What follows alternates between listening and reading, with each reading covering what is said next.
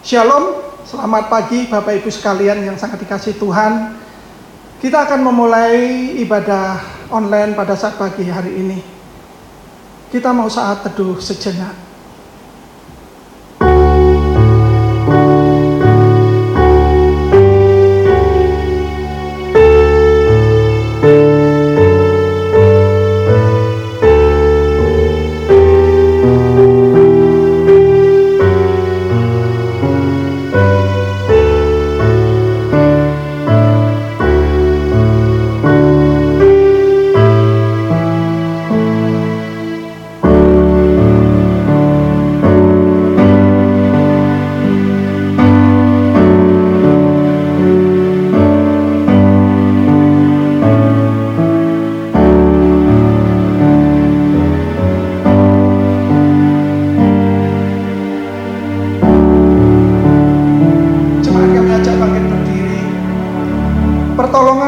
Kepada kita ialah di dalam nama Tuhan yang menjadikan langit dan bumi, yang memelihara kesetiaannya sampai selama-lamanya dan tidak pernah meninggalkan pekerjaan buatan tangannya.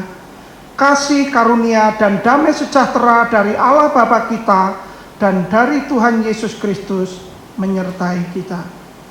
Kita angkat satu pujian hormat bagi Allah.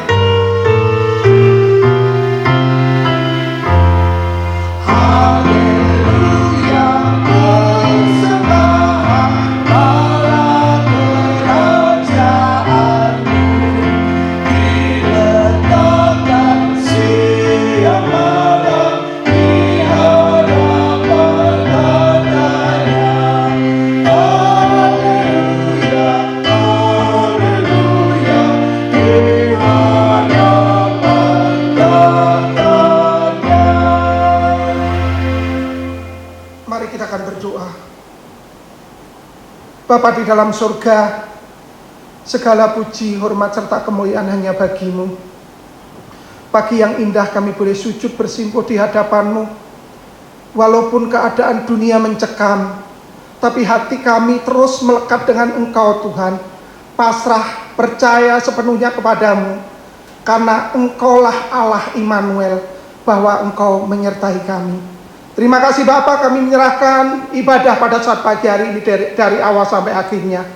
Kami menyerahkan setiap pelayan-pelayan, baik pemain musik, singer, WL, terlebih hamba-Mu nanti yang akan menyampaikan kebenaran firman-Mu. Biarlah setiap kebenaran firman Tuhan yang disampaikan boleh menguatkan iman kami sebagai anak-anak-Mu Tuhan. Terima kasih Bapa, kami menyerahkan ibadah online dari awal sampai akhirnya ke tangan kuasa Tuhan. Hanya di dalam nama Tuhan Yesus Kristus kami berdoa dan kami mengucap syukur. Orang percaya katakan amin. Jemaat kami persilahkan duduk kembali. Kita mau pujikan Bapa, Engkau sungguh baik.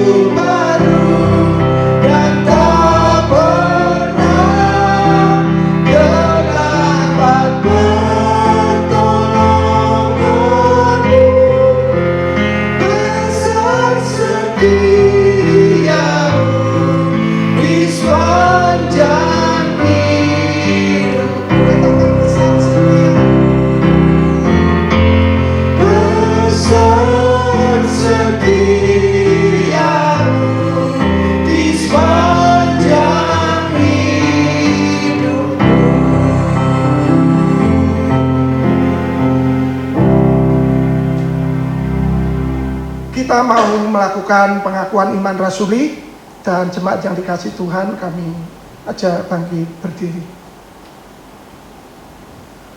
Pengakuan iman rasuli.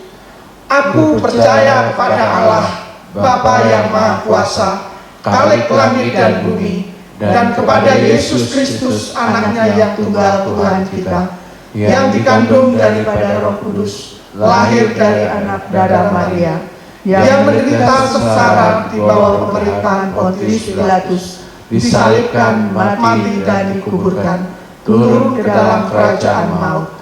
Pada hari yang ketiga, bangkit pula dari antara orang mati, naik ke surga, duduk di sebelah kanan Allah, Bapa yang Maha Kuasa, dan dari sana Ia akan datang untuk menghakimi orang yang hidup dan yang mati.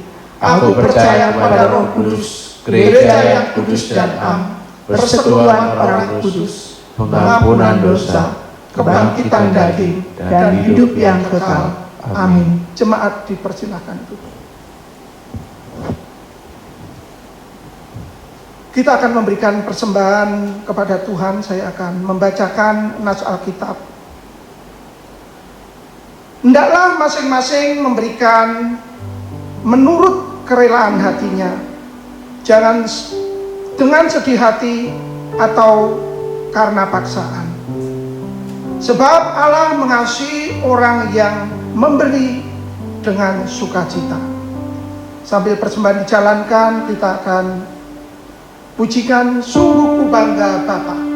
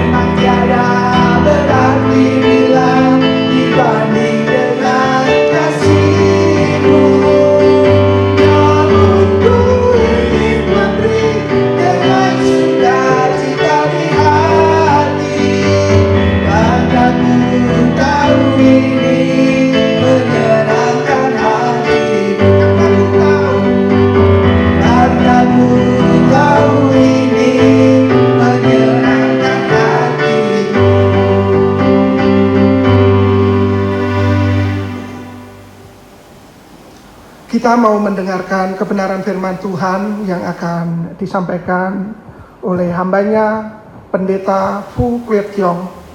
Sambil menunggu hambanya, kita akan pujikan Kaulah Segalanya.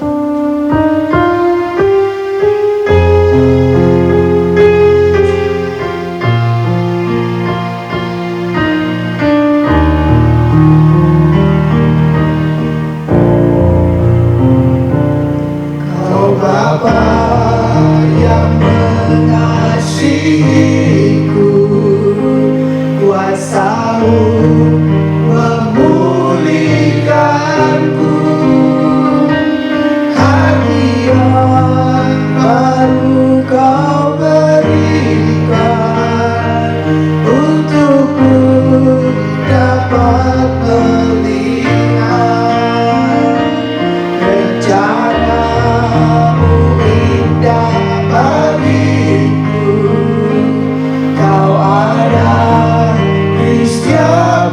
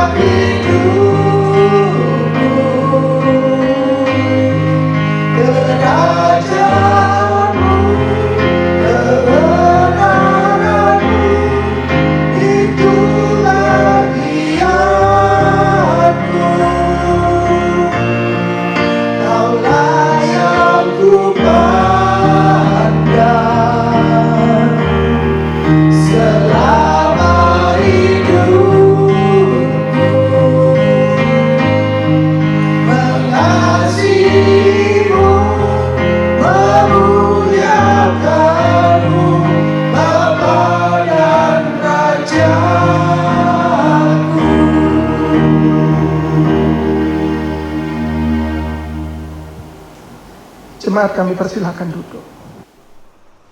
Shalom jemaat yang terkasih dalam Tuhan.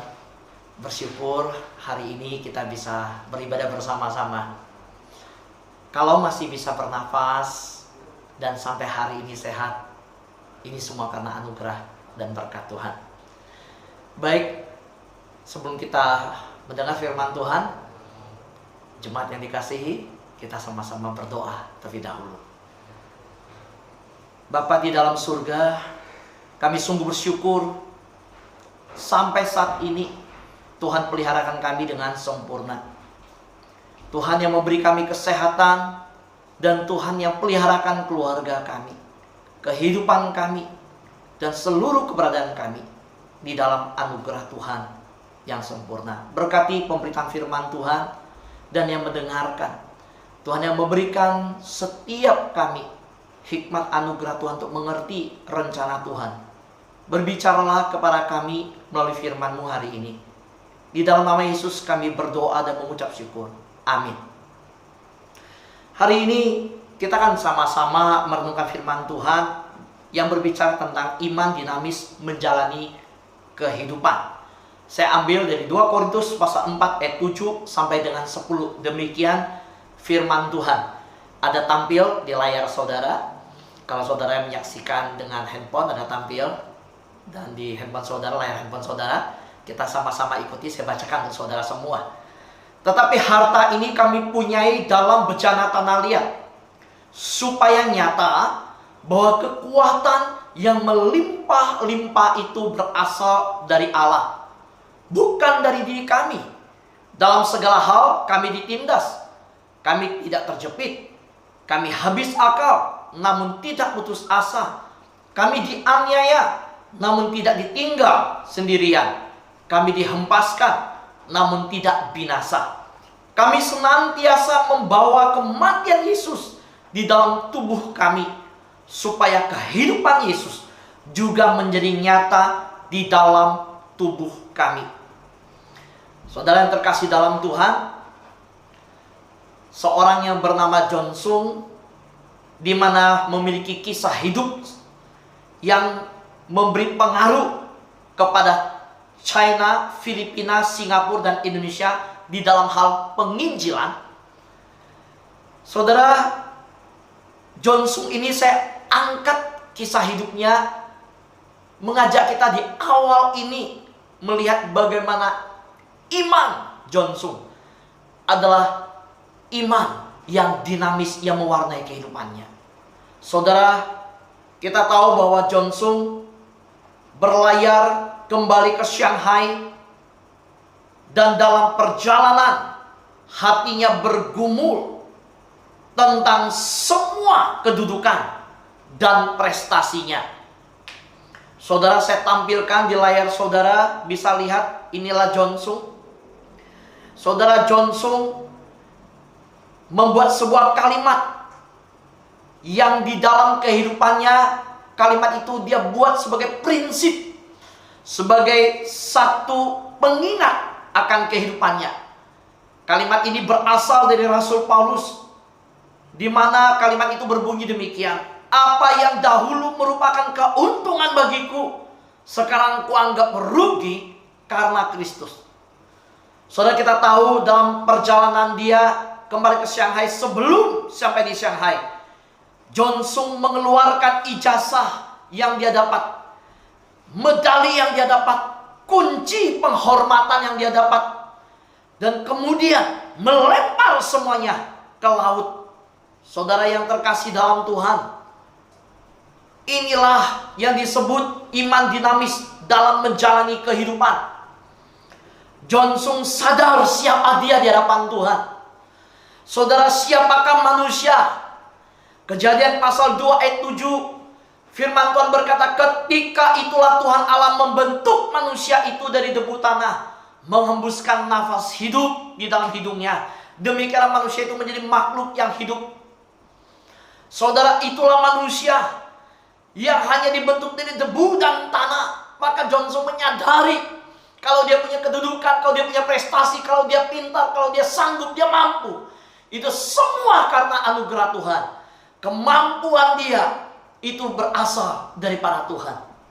Saudaraku yang terkasih dalam Tuhan, mari kita renungkan bahwa kita manusia ini seperti dikatakan oleh Rasul Paulus dalam bagian yang kita baca tadi, 2 Korintus pasal 4 ayat 7 dan sampai 10.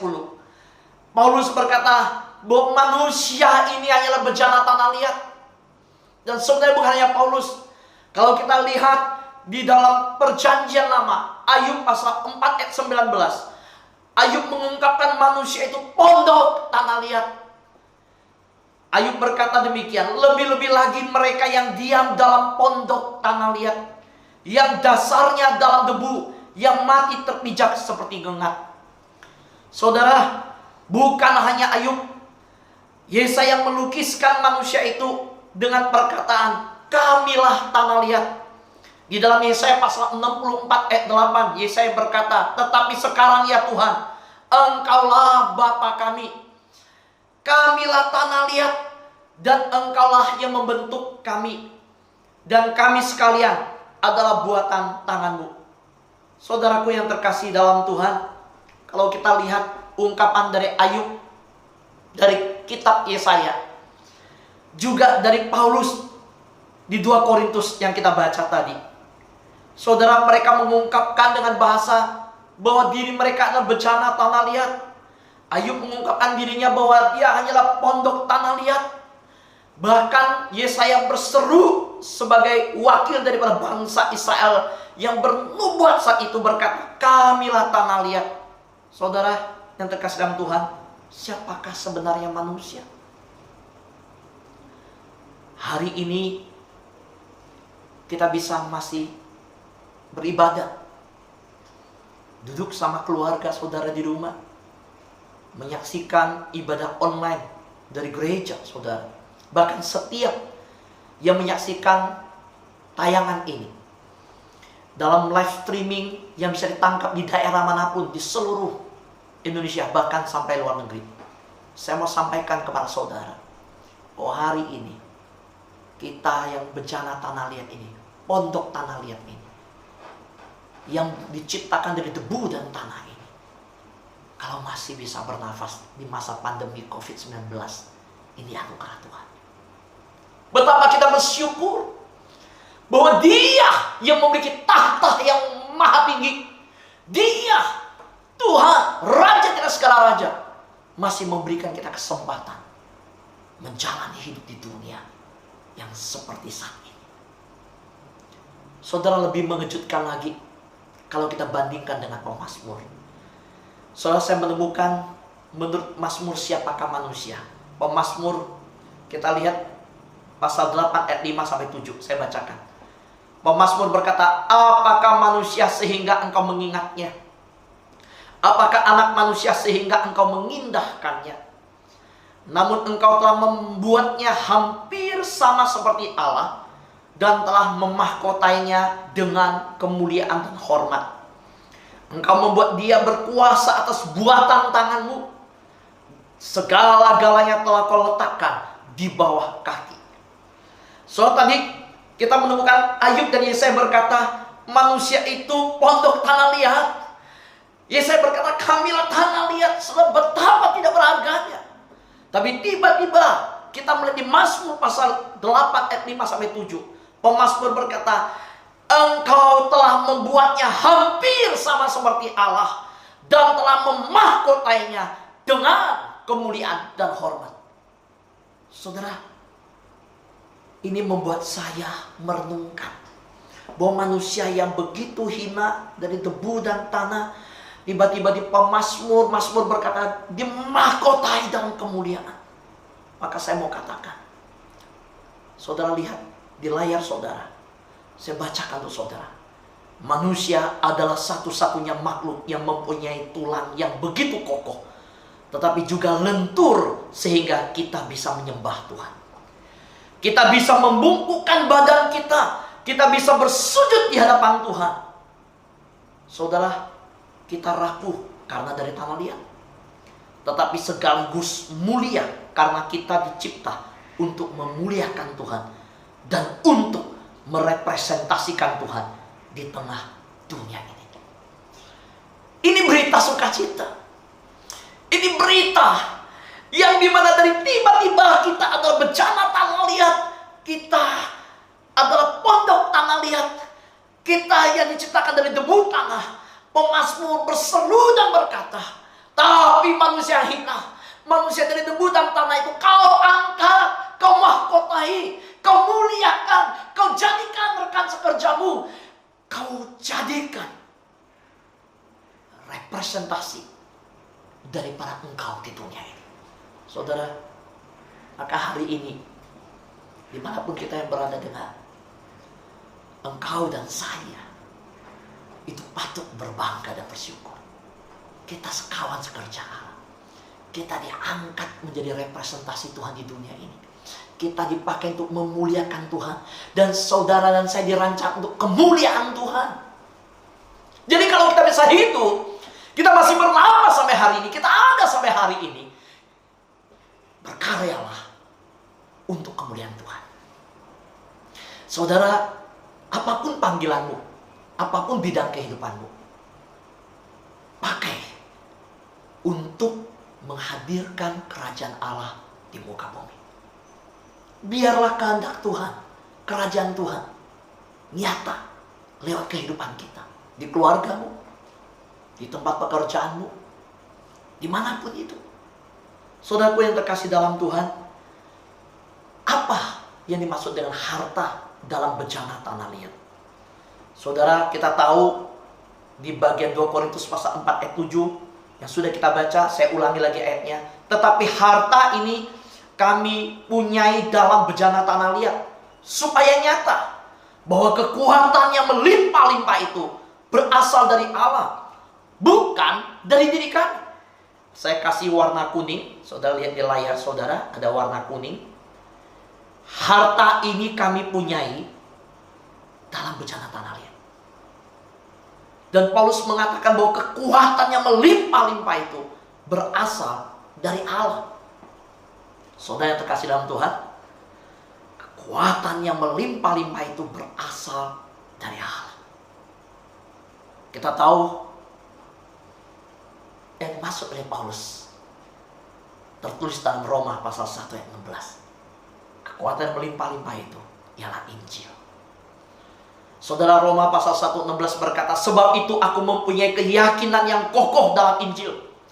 Karena Injil adalah kekuatan Allah yang menyelamatkan setiap orang yang percaya. Saudaraku yang terkasih dalam Tuhan, Injil adalah kekuatan Allah. Oleh karena itu Paulus berkata kekuatan yang melimpah-limpah itu berasal dari Allah. Karena kasih Tuhanlah kita diselamatkan. Injil itu berbicara tentang Kristus Yesus yang telah datang ke dalam dunia, yang hidup di antara manusia, tidak berdosa. Dia menyerahkan diri mati, bangkit, naik ke surga. Dia menjadi juru selamat untuk saudara dan saya. Itulah Injil. Kabar baik. Surat Injil ini yang diungkapkan Paulus sebagai harta yang melimpah-limpah. Dan yang dinyatakan oleh Paulus bahwa itu berasal dari Allah.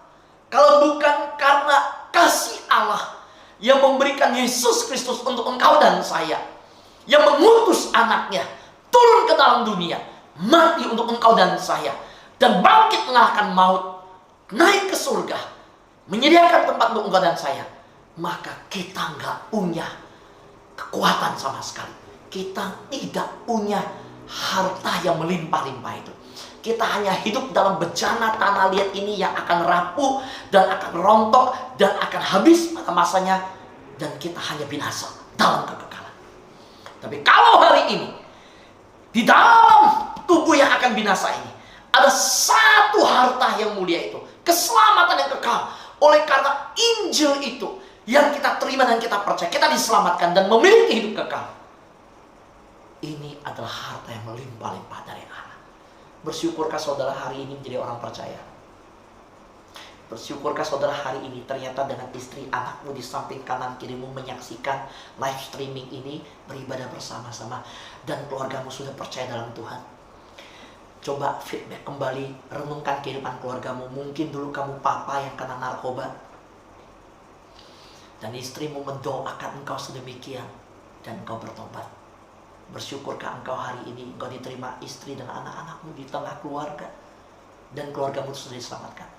Mungkin dulu engkau adalah seorang mama yang mencari keberuntungan, harapan hidup dengan menyembah bukan kepada Yesus, tapi menyembah sesuatu yang di luar daripada Allah yang sejati, di luar dari Yesus. Engkau mempertaruhkan anak-anakmu, harapan anak-anakmu. Engkau mungkin menjadi seorang single parents di tengah keluargamu. Engkau merasakan tidak ada harapan lagi. Tetapi hari ini ternyata engkau mengalami kasih Tuhan dalam hidupmu. Engkau membawa anak-anakmu mengenal keselamatan. Dan hari ini kau duduk menyaksikan live streaming ini. Siapakah yang bisa dengan kekuatan tangannya meraih tahta Allah dan meminta belas kasihan Allah kepada dia dan memperhatikan dia? Bukan kita. Gak ada kekuatan. Bukan tangan kita yang meraih ke surga dan membawa Yesus turun ke dalam dunia, tapi tangan Allah lah yang mengulurkan dunia Yesus Kristus. Tangan Allah lah yang mengulurkan kepada dunia tangannya dan memberikan Yesus Kristus anaknya untuk engkau dan saya. Karena itu hari ini dunia punya pengharapan, dunia punya Injil, karena surga yang menawarkan perdamaian itu. Dan hari ini Injil inilah harta dalam bejana.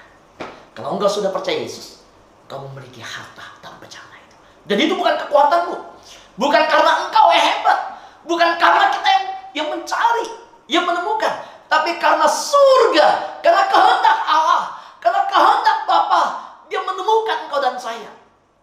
Kita pernah tolak Yesus. Mungkin engkau pernah menolak Yesus. Engkau pernah gak senang dengan gereja, engkau tidak senang dengan kekristenan. Engkau mungkin menjadi seorang yang keras, pernah melawan orang Kristen, pernah membenci orang Kristen. Bahkan saudara kalau tahu di Alkitab ada orang yang pernah membunuh orang Kristen. Tapi engkau seperti Paulus, engkau dijamah Tuhan, engkau diubahkan. Bukankah hari ini ayat ini terbukti bahwa kekuatan yang melimpah-limpah itu berasal dari Allah, bukan kita. Saudaraku yang terkasih dalam Tuhan, maka saya percaya waktu Paulus menuliskan 2 Korintus pasal 4 ayat 7 ini, harta dalam bejana tanah liat, lalu dia melanjutkan dengan kalimat kekuatan yang melimpah-limpah itu berasal dari Allah. Paulus sadar kalau bukan karena Allah, kalau bukan karena Tuhan, hidupnya adalah seorang yang bejat. Dia pembunuh yang bengis. Dia seorang yang membenci dan tulang-tulang sumsum-sumsumnya adalah kebencian. Hidup hanya dalam kebencian, penuh dengan kebencian. Saudara, Paulus itu jalan hidupnya hanya kejar orang Kristen, bunuh orang Kristen, bunuh orang-orang percaya pada Yesus, sampai dia berangkat ke Damsyik. Betulkah? Ya, itu Paulus. Saudara, maka ketika dalam kebencian, kemarahan demikian, tiba-tiba dia bertemu dengan sebuah penglihatan dari surga. Dia ditemplak oleh sinar yang begitu terang, menyilaukan mata, yang membutakan dia bahkan. Di situ suara berkata, Saulus, Saulus, mengapa engkau menganiaya aku? Saulus sadar. Dia berkata, siapa engkau Tuhan? Dia tahu itu Tuhan. Tapi dia tidak tahu itu suara Yesus. Karena dia tidak percaya Yesus itu Tuhan. Jadi dia tahu suara itu Tuhan, tapi dia tidak tahu itu Yesus. Maka suara itu berkata, akulah Yesus yang kau aniaya. Kaget Saulus. Saudara, disitulah saya percaya. Waktu 2 Korintus pasal 4 ayat 7 Paulus menulis, tetapi harta ini kami punyai dalam bejana tanah liat, supaya nyata bahwa kekuatan yang melimpah-limpah itu berasal dari Allah, bukan dari diri kami. Paulus tahu kalau dia bisa berjumpa dengan Yesus bukan karena dia cari Yesus. Dia gak pernah cari Yesus. Dia benci sama Yesus. Bahkan orang percaya Yesus dia membunuh. Bagaimana mungkin dia mau percaya sama Yesus, cari Yesus? Enggak. Yesus yang mencari dia dari surga. Tuhan yang mencari hidupnya. Maka hari ini dengar baik-baik. Saudara di rumah, saudara menyaksikan ini live streaming. Bukan kita yang mencari Allah. Allah yang mencari engkau dan mencari saya. Kalau Tuhan cari hidupmu, dimanapun kau mau sembunyi, Tuhan pasti ketemu. Engkau gak bisa lari dari Tuhan. Kalau hari ini mau engkau berkata, Tuhan, kenapa hidupku sedemikian berat? Mungkin saat ini engkau punya tantangan yang begitu berat, masalah yang tidak diketahui oleh orang. Dan kebetulan ini pertama kalinya engkau menyaksikan live streaming. Engkau masuk dalam sebuah channel YouTube, engkau lihat sebuah ibadah gereja. Dan beritanya yang saya mau sampaikan bukan kebetulan. Buka hatimu, terima Yesus. Dialah harta yang engkau cari itu. Bukan harta dunia yang bisa lenyap dan habis. Hari-hari ini dunia menunjukkan bahwa segala harta yang dicari dalam satu waktu resesi ekonomi menghantam, semua menjadi berantakan. Bukankah hari ini berita-berita yang menakutkan muncul tentang resesi ekonomi yang terjadi di mana-mana? Bukankah hari ini dengan COVID-19 menunjukkan bahwa kita begitu tidak berdaya? Saudara, datang kepada Tuhan. Saudara, kekuatan yang melimpah-limpah itu berasal dari Allah. Dan saya sudah sampaikan, itu berasal dari tangan Allah yang dari tahta kerajaan surga, yang diulurkannya, diberikan belas kasihan kepada dunia, diberikannya Yesus. Maka hari ini engkau dan saya punya kabar baik, yaitu Injil. Injil itu ada kekuatan Allah. Perhatikan, Paulus pernah menulis di 1 Korintus pasal 2 ayat 3-5. Aku juga telah datang kepadamu dalam kelemahan, dan dengan sangat takut dan gentar. Baik perkataanku maupun pemberitaanku tidak kusampaikan dengan kata-kata hikmat yang meyakinkan, tetapi dengan keyakinan akan kekuatan roh, supaya iman kamu jangan bergantung pada hikmat manusia, tetapi pada kekuatan Allah. Saudara, sangat mengejutkan. Di 1 Korintus pasal 2, saudara, Paulus berkata bahwa dia datang dalam pelayanan kepada jemaat. Dia tuliskan dengan penuh pertanggungjawaban. Dia datang dalam kelemahan, dengan sangat takut dan gentar. Loh, Paulus seorang yang gagah berani.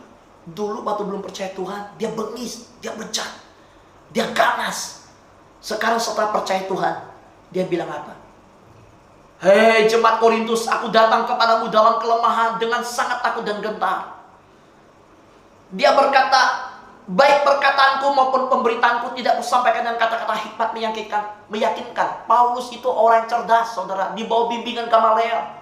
Dia orang yang sangat terdidik dalam hukum Taurat. Lalu kenapa dia berkata, aku datang bukan dengan hikmat, dengan kehebatan, pengetahuanku, justru dalam kelemahan, dengan sangat takut dan gentar.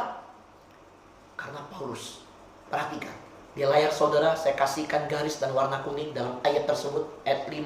Supaya iman kamu jangan bergantung pada hikmat manusia, tetapi pada kekuatan Allah. Inilah tema kita hari ini. Iman dinamis menjalani kehidupan. Saudara, kehidupan kadang tidak menjanjikan jalan yang lancar. Saudara, kehidupan kadang kita lalui sebuah proses yang berat.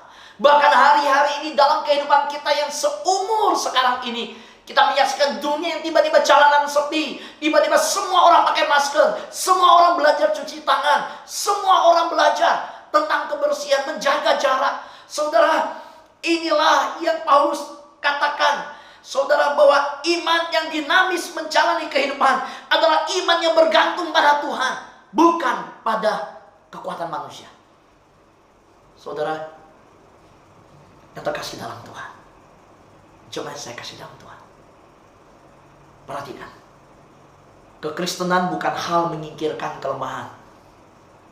Maka Paulus dengan terus terang berani berkata, enggak, aku datang dengan kelemahan. Bukan dengan kepandaian, enggak. Jujur. Saudara, mari saya bacakan kalimat ini untuk saudara. Perhatikan di layar saudara. Kekristenan bukan hal menyingkirkan kelemahan. Bukan juga semata-mata manifestasi kuasa ilahi. Kekristenan adalah manifestasi kuasa ilahi melalui kelemahan manusia.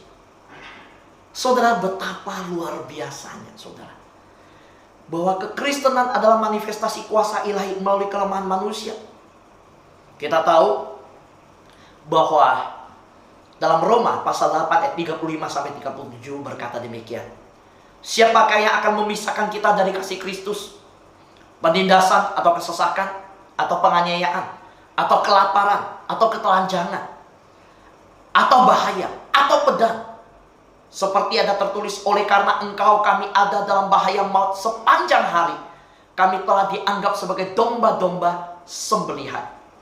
Tetapi dalam semuanya itu, kita lebih daripada orang-orang yang menang oleh Dia yang telah mengasihi kita. Siapa yang tulis ayat ini? Paulus. Saudara terkasihan Tuhan, perhatikan baik-baik. Dikatakan bahwa Paulus berseru dalam Roma pasal 8. Siapakah yang akan memisahkan kita dari kasih Kristus? Bagi Paulus, penindasan gak bisa memisahkan dari kasih Kristus. Kesesakan tidak bisa. Saudara, kelaparan gak bisa. Ketelanjangan, no. Saudara, orang yang memiliki iman dinamis menjalani kehidupan, maka bagi dia penindasan, kesesakan, penganiayaan, kelaparan, ketelanjangan, bahaya, pedang tidak bisa menghalangi dia menjalani hidup yang memuliakan Tuhan.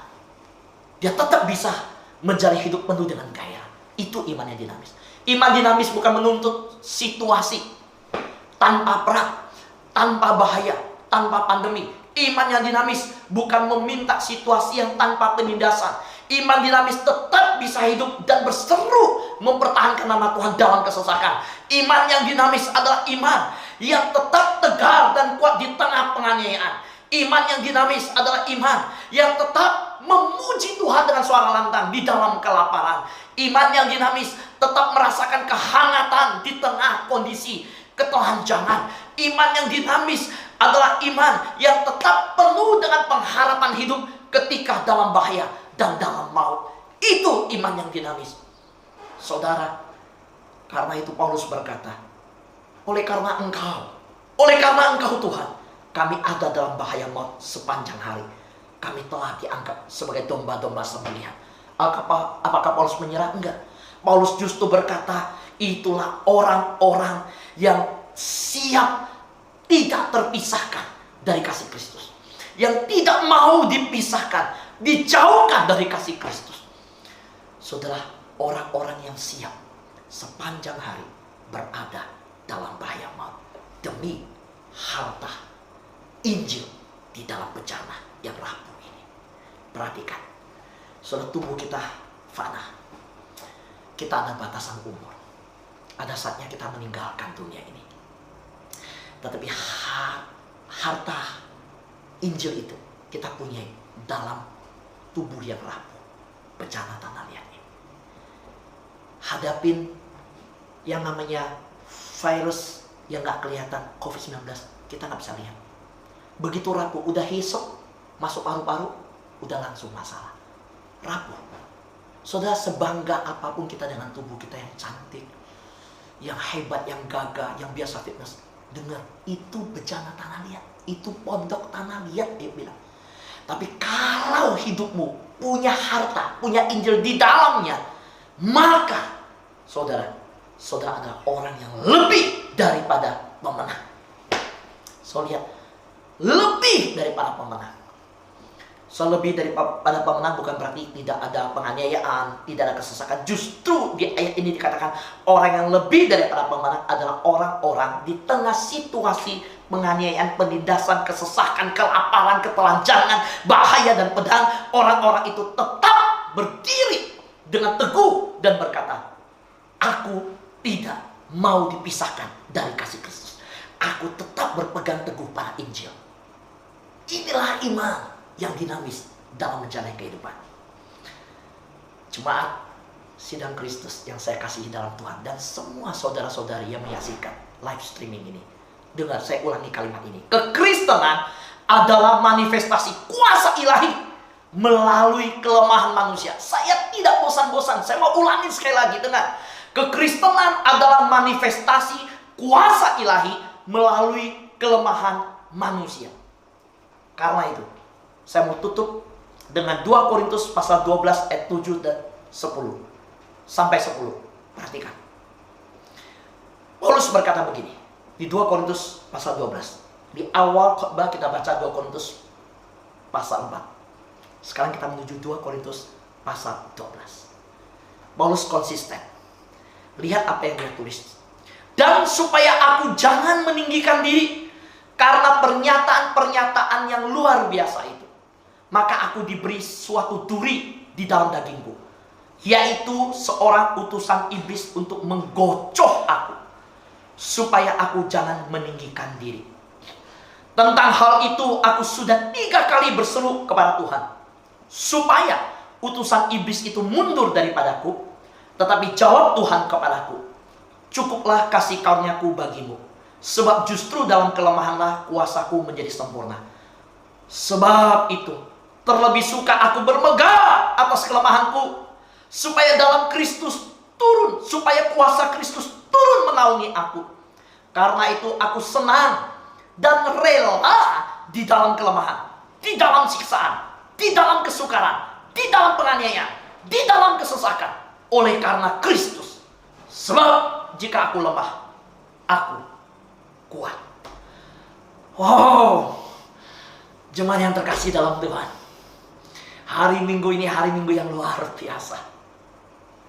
Karena surga, karena Tuhan memberikan kita satu pribadi yang menjadi teladan yang begitu dahsyat. Saudara, hati saya hancur membaca bagian ayat ini, walaupun sebelumnya saya persiapkan. Saya sudah baca. Saudara, mengapa hati saya hancur? Ada satu pribadi seperti Paulus yang menjadi teladan. Kalau kita berkata iman dinamis menjalani kehidupan, contohnya adalah Paulus. Saudara, Paulus berkata, supaya aku jangan meninggikan diri 2 kali. Lihat di layar saudara, di ayat 7 dia ulangi sampai 2 kali, supaya aku jangan meninggikan diri. Saudara, kalau dilihat diukur dari karunia rohani, wajar, rasanya pantas kalau Paulus meninggikan diri. Siapa yang bisa menandingi Paulus? Saudara, dia mengalami penglihatan pernyataan yang luar biasa. Dia banyak karunia rohani, tapi lihatlah kerendahan hatinya. Lihatlah dia tidak bergantung pada pernyataan-pernyataan ilahi. Seorang yang mengikut raja di atas segala raja, yang tunduk pada pimpinan Tuhan. Dia hanya bangga pada pribadi yang dilayani, bukan pada pemberian-pemberian pribadi tersebut. Dia bukan sombong dan bangga dengan apa yang diterima dari pribadi itu, dan dia berbangga dengan penerimaan hadiah itu, pemberian karunia itu. Dia tidak bersombong memegahkan diri dengan pemberian karunia itu, tapi dia bangga, dia hanya sungguh-sungguh bangga kepada sang pribadi itu. Saudaraku yang terkasih Tuhan, berapa banyak orang melupakan pribadi yang memberikan karunia dan hidup dalam kesombongan karena karunia-karunia yang dimiliki. Engkau akan jatuh.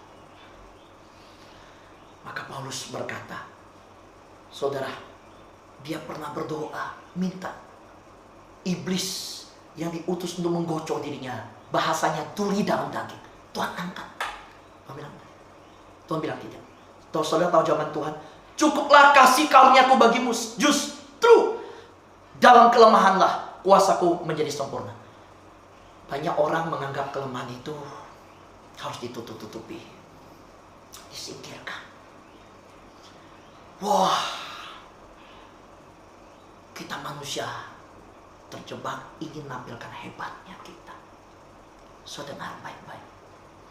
Ketika seorang pengkhotbah menampilkan hebatnya diri dia, maka dia sudah menyingkirkan Tuhan dari mimbar. Ketika seorang pengkhotbah, seorang pembicara, seorang pelayan Tuhan di mimbar menampilkan hebatnya dia berkhotbah, dia sedang menunjukkan kepada dunia siapa dirinya dan bukan siapa Tuhan yang dia layani. Dan dengar, pasti jatuh. Saudara yang terkasih Tuhan, begitu mengejutkan saya ketika Paulus berkata di ayat yang ke-10, aku senang dan rela di dalam kelemahan, di dalam siksaan, di dalam kesukaran, di dalam penganiayaan dan kesesakan. Saudara, jujur, yuk yang di rumah ibadah, yang live streaming, kalau ada keluarga, ada anak, ada istri, coba sedikit lihat kanan kitanya. Kamu kalau pilih yang mana? Senang dalam kelemahan, siksaan, atau senang dalam senang-senang, suka dalam kenikmatan, kemudahan, kebebasan. Saudara, ini nggak masuk dengan konsep filosofi dunia. Tapi inilah yang dikatakan Paulus. Saudara heran kan ketemu orang begini yang berkata aku senang di dalam kelemahan. Mana ada orang senang dalam kelemahan? Paulus bilang aku senang dalam siksaan. Di mana ada orang senang dalam siksaan? Saudara, Paulus berkata di dalam kesukaran aku senang penganiayaan, kesesakan. Saudara, tapi dia tidak berhenti di situ. Kenapa dia senang? Kalau dia menderita semua itu karena Kristus, dia senang. Dia senang. Saudara, hari ini saya mau tutup iman yang dinamis menjalani kehidupan. Itu tidak mengharapkan kelancaran, juga tidak mengharapkan kesukaran. Tetapi kalau kesukaran itu datang, penganiayaan, siksaan, kesulitan, kesesakan, kalau demi Kristus, maka Paulus berkata, aku senang. Paulus adalah pribadi yang mencari kesukaran, kesulitan. Kalau karena demi Kristus, bagi dia nggak masalah. Saudara, hari ini ceritakan Injil yuk kepada orang. Karena Injil itu harta yang mulia yang ditaruh dalam bencana itu. Beritakan Injil itu, karena itu kekuatan dari Allah yang berlimpah-limpah. Bukan dari kita, dari Allah. Bagaimana beritakan Injil? Nanti saya ditolak. Aduh, sesak deh kalau kehilangan teman. Saya memasukkan diri dalam kesesakan. Itu yang Paulus bilang. Kalau demi Kristus, jangan takut kesesakan. Saya masih remaja, saya nggak punya talenta bicara. Saya generasi milenial yang nggak tahu harus ngomong Injil. Kalau bicara Injil tersinggung perasaan orang lain. Saudara, kalau demi Tuhan, demi Kristus, sampaikan itu. Saudara, memberitakan Injil sekarang sudah begitu modern. Menyatakan iman dinamis kita yang kita jalani dalam kehidupan ini, udah begitu Tuhan bukakan kesempatan begitu besar. Saudara, di handphone saya setiap hari saya broadcast firman Tuhan. Setiap hari saya bikin gambar yang bagus, saya kasih ayat, saya kirim. Kadang saya bikin renungan, kadang dengan teman-teman kami bikin video klip, kami sebar, kami sampaikan. Saudara, di WhatsApp profil saudara bisa tampilkan firman Tuhan. Ada banyak kontak WhatsApp saudara yang bisa membaca. Saudara, saat ini siapa bilang memberitakan Injil sulit? Saudara bisa pakai Instagram, pakai Facebook, pakai YouTube, media sosial sekarang menjadi mimbar-mimbar yang Tuhan pakai untuk memberitakan Injil adalah kekuatan Allah yang berlimpah-limpah. Saudara, maukah saudara menjalani iman, kehidupan yang dinamis? Iman yang dinamis bukan dalam kelancaran, tapi iman yang dinamis justru seringkali terbukti dan terjadi di tengah kesukaran, penganiayaan, kesulitan, dan pergumulan. Amin. Tuhan berkati kita semua. Mari kita berdoa. Terima kasih Tuhan Yesus atas anugerah, kasih setia, dan kemurahan-Mu. Hari ini kami telah mendengarkan firman-Mu, bahwa Tuhan telah berkehendak kami yang adalah tanah liat diciptakan dari debu dan tanah. Tuhan berkehendak memahkotai kami dalam kemuliaan. Tuhan memberikan pondok tanah liat ini harta, yaitu Injil, kekuatan Allah, menjamah hidup kami, menyelamatkan kami. Oh Tuhan, terima kasih. Harusnya kami binasa, harusnya kami sudah tidak punya pengharapan, tapi karena Injil Kristus yang menyelamatkan, hari ini kami punya pengharapan, kami punya masa depan, kami diselamatkan. Karena itu hamba berdoa untuk seluruh jemaat-Mu dalam nama Yesus. Kuatkan iman mereka di tengah pandemi COVID ini. Penyertaan Allah sempurna turun atas jemaat-Mu. Berkati mereka dalam kasih karunia-Mu untuk bergantung kepada-Mu. Tuhan, apapun situasi alami, goncangan ekonomi, pergumulan kesehatan, Tuhan Engkau jamah. Bahkan setiap yang menyaksikan live streaming ini, di dalam nama Yesus, Tuhan berikan iman yang dinamis. Biar mereka menjalani kehidupan ini bergantung kepada Tuhan, berharap kepada Tuhan. Benar-benar hanya Tuhan yang diandalkan di atas segala-galanya. Terima kasih Tuhan Yesus. Hamba serahkan setiap yang mendengar siaran ini diberkati oleh Tuhan dari sekarang sampai selama-lamanya. Amin. Terima kasih untuk firman-Nya yang sudah disampaikan oleh hamba-Nya Bapak Pendeta Kwek Kyong. Biarlah firman Tuhan yang sudah kita dengar boleh menguatkan setiap kita orang percaya, sehingga kita boleh terus kuat di dalam pengiringan Tuhan walaupun dunia tidak menentu. Jemaat kami ajak bangkit berdiri, dan kita akan tutup dengan doksologi dan doa berkat, doa syafaat, serta doa persembahan oleh Pendeta Iwayan Murtajaya, serta ditutup dengan amin, amin, amin.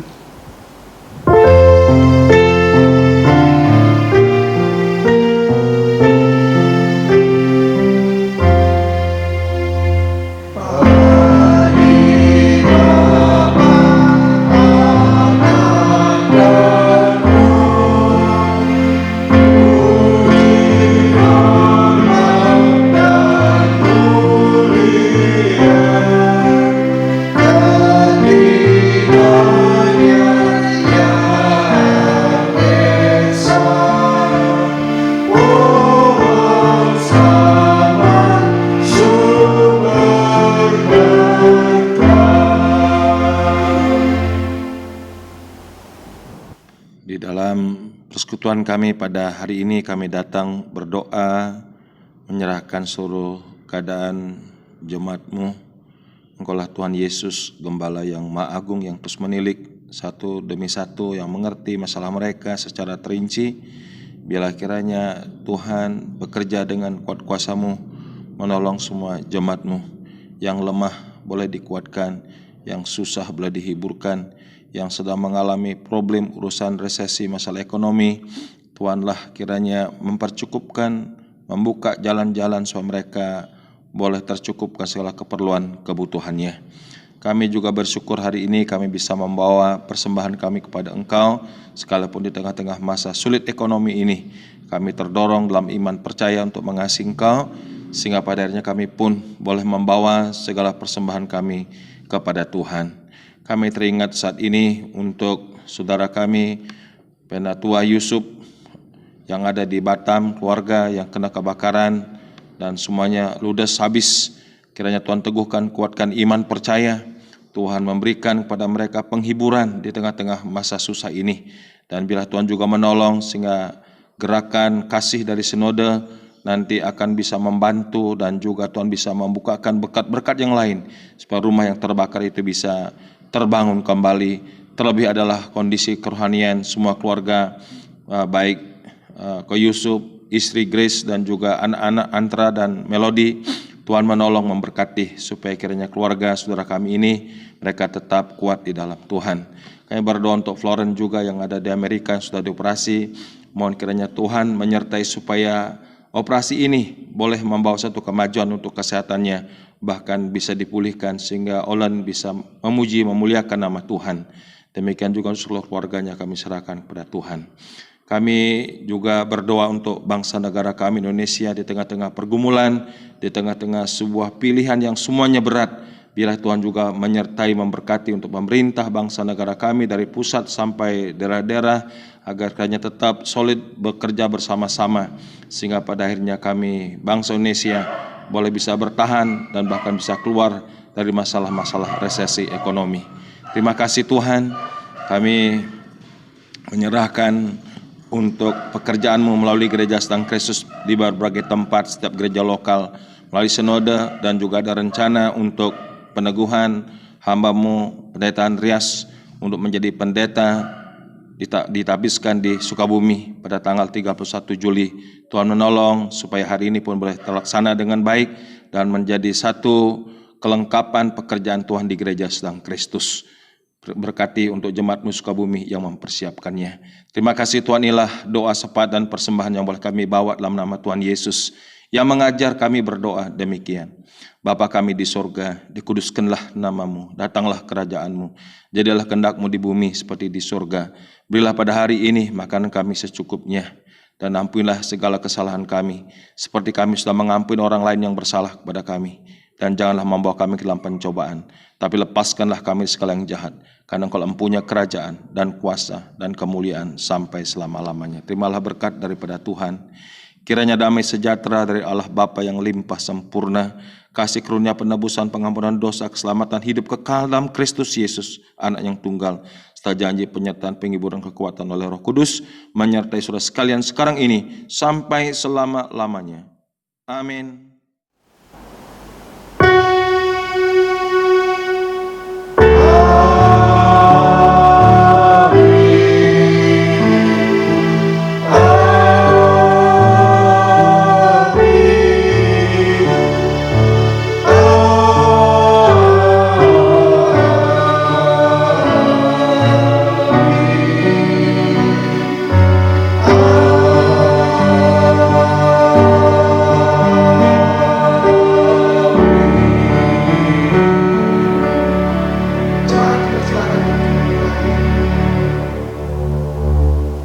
Ibadah telah selesai, kiranya Tuhan memberkati. Selamat hari Minggu, tetap semangat. Amin.